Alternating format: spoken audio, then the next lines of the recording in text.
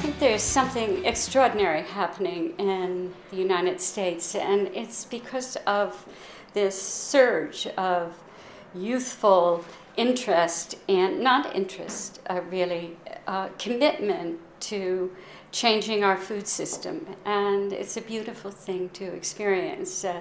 Young people starting gardens, wanting to teach children, wanting to be in the restaurant business, not because they want to make money, but because they want to use local foods and feed their friends. And it's just a feeling that is so sort of creative and expansive, and I feel very hopeful for a big change to happen in the United States. I think it's really developed in the last couple of years.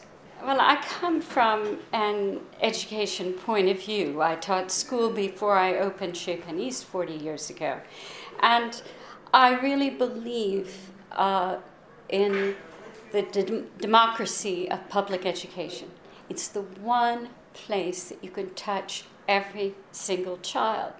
And if children come into school when they're very little and are brought into a new relationship to food, and it's something very positive, that they can learn the values of stewardship of the land, they can learn the values of how to nourish themselves, they can come to the table and communicate with one another. And that, to me, is an essential education that every school on this planet needs to embrace. Those are the values that really are essential for the survival of everyone on this planet. Well, I've always been feeding people ideas as a cook, as somebody who serves in the dining room. I'm interested really in that sort of subliminal education where you're bringing those good smelling dishes to the table, and when you're inviting people into the kitchen, you're giving them tastes that they've never had before, and then they become curious and they ask the right questions. Well, where did this come from? We've always put that on the menu, that we have this peach and it comes from this farm. We have this fish and it comes from that place on the coast, from those people who are sustainably fishing. And it's so easy to communicate with people with food. It's much harder to lecture, speak without a sort of a hands-on sensual engagement. We need to develop a criteria for the buying of food that's, of course, based on the ideas of good, clean, and fair.